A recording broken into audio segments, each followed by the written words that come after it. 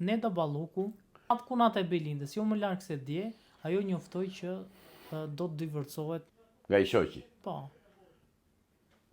Kryesisht normal. Ajo duket koincidencë kjo që në të njëjtën kohë. Jo, shikon që po u ikin, duhet tani të shpëtojnë nga çfarë kanë përfituar nga Belinda, të shpëtojnë dhe të mos merret njëri me ta. Nëse vllai Belindës ka përfituar nga pozita e Belindës dhe nga parat që komandon dhe që menaxhon Belinda, patjetër që ai ka përgjegjësi. Patjetër që ka përgjegjësi. Dhe si till duhet të kthej parat që ka marrë. Dhe kjo tani, se kjo, si e kishte kjo? Emrin Neda Balluku. Neda e shikon tani që si duhet më burri, se këto janë martesa mi bazën e parave, nuk janë martesa me dashuri dhe me krijim të një familje të shëndosh. Këto janë familje mere, këto janë familje ronxho-ponxho, thot populli shqiptar. Dhe ashtu po tregojnë, po dalin, ashtu po vërtetojnë se janë. Pse u kujtua tani kjo Neda ta ndaj burrin, edhe se ndau vjet pas vjet. Tani u bëj lika i burrit saj, tani s'bën më ai. Jo. Jo, duan të dajnë pasuri, tani pjesojnë pasurinë, mos u shkoj llogari, sepse e di që nesër pas nesër do japin llogari për ato që kanë, se do thonë ku i gjetën. Se do t'i tregojnë ku i kanë gjetur paratë. Pasuritë e patundshme të paktën do t'i tregojnë, nuk do të tregojnë paratë që kanë dollarët e këto, lekët edhe eurot, por se ato i kanë fshehur vrimave dhe tuneleve dhe tubave të sobës të gjaqeve, por ndërtese se s'kanë ku ta fshehin. Dhe vilat që kanë ngritur, vilave do të shkojë kontrolli shtetit, se do bëhet shteti, nuk do rri kështu siç është. Dhe do të thuhet, ta gëzoni këtë vilën zotëri, këtë hotelin, këtë resortin, po në thuajnë që ku i gjeti lekët. Dhe aty do dalin pronarët e vërtet. Se ai që kalën atje se imeni ish shoferi, kunati, baxhanaku, vjerra, x, y, gjyshja 90 vjeçe, miliardere, ata do thonë jo vlla s'është jona, është ati shkon u merrur me ata. Dhe këta këtë gjë e din. Dhe këtë gjë unë kam kërkuar që në vitin 2015 dhe kam thënë kështu në një intervistë tek Bejdomalo tek Sheh Televizion. Nëse doni të luftoni korrupsionin, u kam thënë, bëni regjistrimin e pasurive të paluajtshme dhe aty dalin pas qartësisht se kush janë pronarët e vërtet, hajdutët. Se lëviz dot hotelin ai na vendi, po ama do thot ku i gjeti parat që ndërtoi. Plus që këtu ka mira të shqyqojtur biznesmen të huaj që kanë ndërtuar dhe kanë pallate, hotele, resorte, vila, por i kanë vënë emër të këtyre sejmenve shqiptar. Shumë shpejt këta do përfundojnë.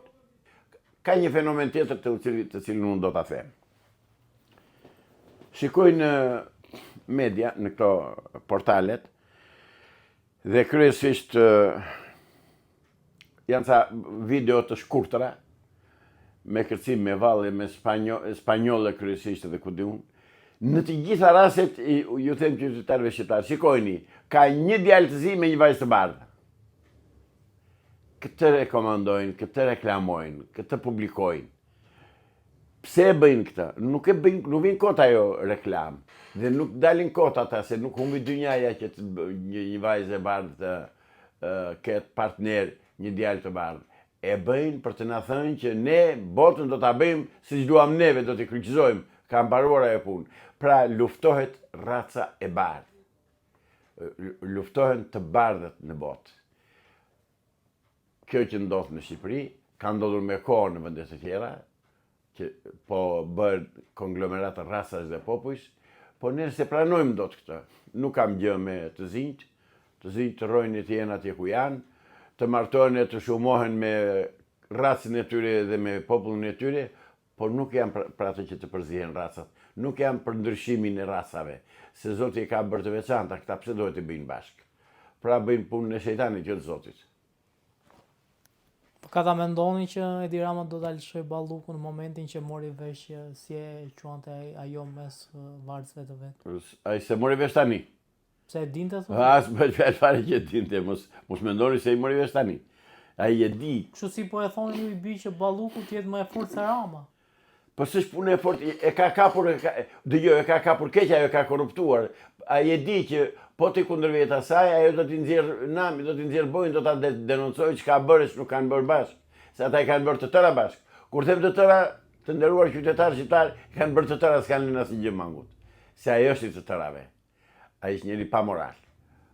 Ajo po kuptohet se nga si u katapultua, si u bë kaq e mençur, u bë kaq e zonja Belinda, more, po u bë Belinda të jetë numri 2 në shtet, ça bëhet kështu më shqiptar.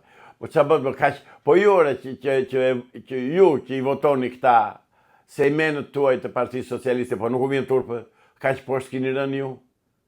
Kaq poshtë keni rënë të tallet Belinda e Belindrat e ato konkubinat e tjera të Edi Ramës.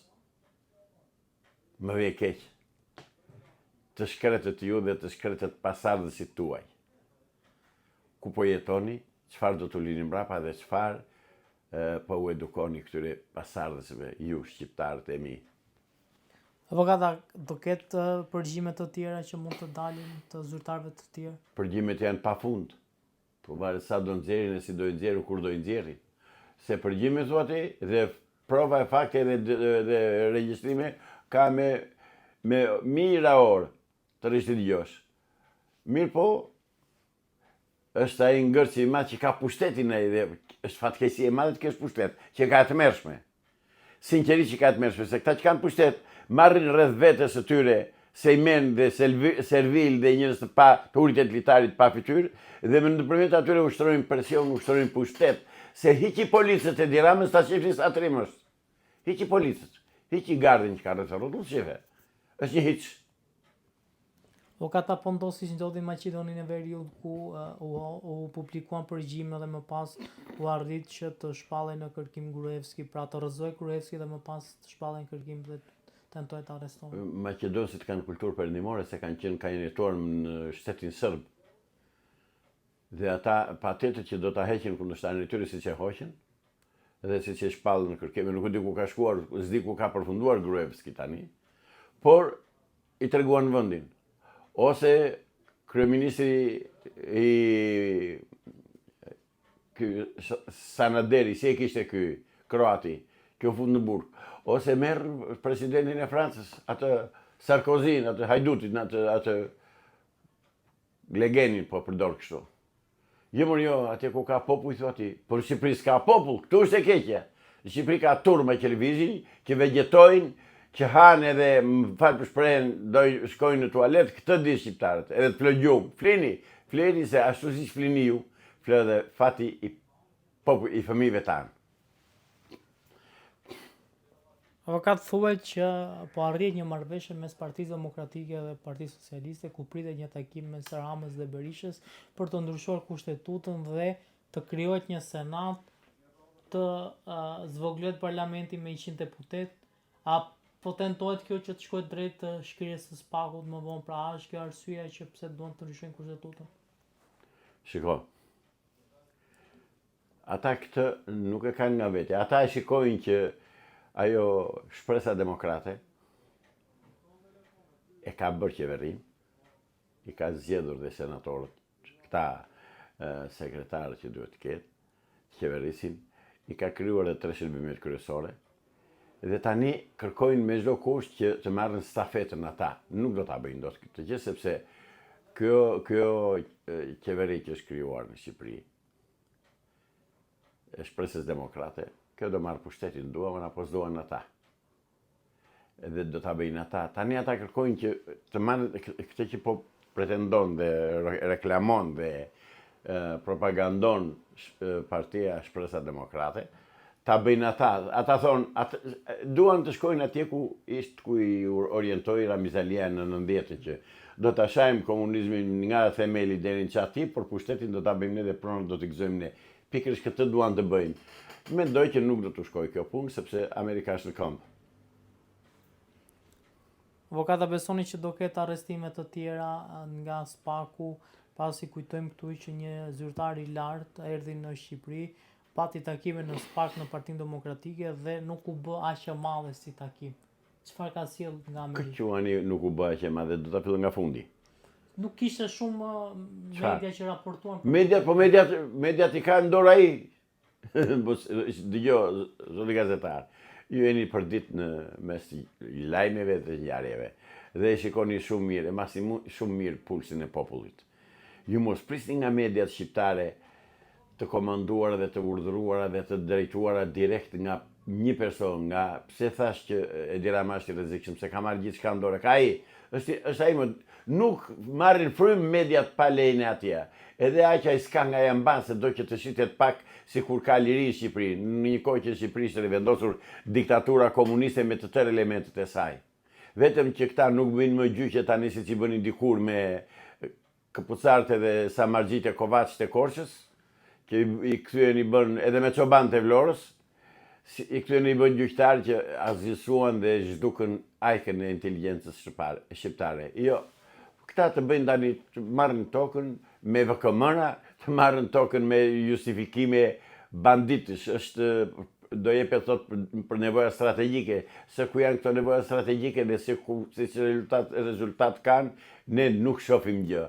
Megjithatë, unë pres të bëhen arrestimet, se kam humbur shpresën, as besimin jo. Thjesht nuk kam durim, derisa t'i shoh pas hekurave këta gangster, këta hajdut, këta kriminelë, se këta i kanë të razezat. Se hajduti zotërisht dhe vrasës. Qëse të vjen një hajdut në shtëpi tyja, ka dy rrugë, o do ta vrasësh o do ta arrestosh. Tani ai vjen për luftë. Pra, në këtë gjendje jemi. Këta e përgatisin, duan ta përgatisin terrenin për luftë. Dhe këtë nuk do ta bëni dot, zotëri hajdut. O njerëz të pa fytyrë të parlamentit shqiptar. O ju numra 0, ju numëror topi, që se keni ide se ku jeni. O ju deputet të listave të dy grupeve kriminale PDPS, se s'ka dy parti, s'ka opozit, një parti ishtë, Partia e Punës, Partia Komuniste e Shqipërisë, këta janë. Dhe hedhin hi syve njërë, ore, ju i gënjeni të tërë qytetarë shqiptarë që nuk kanë nivelin dhe përgatitjen e dur dhe informacionin e dur që t'u njohën, po neve s'na gënjeni dot. Mua s'u gënjeni dot, ju hajdut, ju. Ti, Edi Rama, ti. Avokat Edi Rama duhet ishte ditën e djeshme në Bruksel në kuadër të samitit të zgjerimit, por në fakt ai u lidh online se tha nuk punonte avioni. A e besoni këtë që ishte peshë avioni? Po, kishte harruar si duket avioni të furnizoj me kerozin, prandaj. Qanë këto më. Nuk del dot më, i shënguar lakur sa s'ka ku të shkoj më, thash, ai tani është në luftë të brendshme me grupin e tij kriminal që ka rreth vetes. Ata tani kërkojnë llogari, sepse të dish një gjë zotëri, ta dini një gjë zotëri shqiptar. Ati kur ai të bjerë nga pushtetit, ai do marrë me vete të gjithë ata që ka rreth e rrotull. Dhe ata këtë gjë e din. Ata që deri tani i buzëqeshin dhe i zgërdhihen sepse kanë marrë miliona dhe përfitojnë miliona, janë po ata që do t'i kërkojnë llogari dhe do t'a braktisin. Kjo është e sigurt. Kjo është si 1 dhe 1 bëjnë 2. Avokat, çfarë mendoni për opozitën shqiptare në krye Sali Berishën, i cili tashmë ka deklaruar që së shpejti do të filloj protestat. A mendoni që mund të argëzojë Edi Ramën Berisha? Me të vërtetë e besoni më atë mashtrues gënjeshtari ju? Si vjen turpa ti ai gënjen ditët për diell, se ka problem. E di që gënjeshtrat e tij dhe dokrat që thot ai, ka budalli që e besojnë dhe vjen akoma nga mrapa. Po jo se pyet më njëri. S'ka lingordhur Sali Berisha, ka mbaruar. Ai s'do ta kuptoj këtë, e ka shumë të vështirë sepse ka qenë gjithë jetën në majt piramidës. Ka 20-30 vjet, 35 vjet që është në majt piramidës. Edhe kur ka qenë në ta shtrëquajtur në opozit. Dhe ai tani e shikon nga afër shumë që tani po e ndjen që po shkon drejt burgut dhe vazhdon të gënjej, të mashtroj, të mbaj me shpresa grupin që ka rreth vetes. Avokat, faleminderit shumë për intervistën. Edhe unë ju falenderit juve për interesimin dhe për mbështetjen që na jepni për t'i thënë qytetarëve shqiptar 5 gjëra që ata nuk i thonë dot, se më ndodh një fenomen, mund ta zgjaroj çik. Takoj rrugës tashmë me qindra dhe mira njerëz dhe më thonë, avokat të faleminderit që shpreh ato që ne nuk na jepet mundësia të shprehim. Dhe unë deri tani e kam bërë më së miri këtë detyrë dhe do vazhdoj ta bëj dhe unë falenderoj juve për këtë punë. Faleminderit shumë.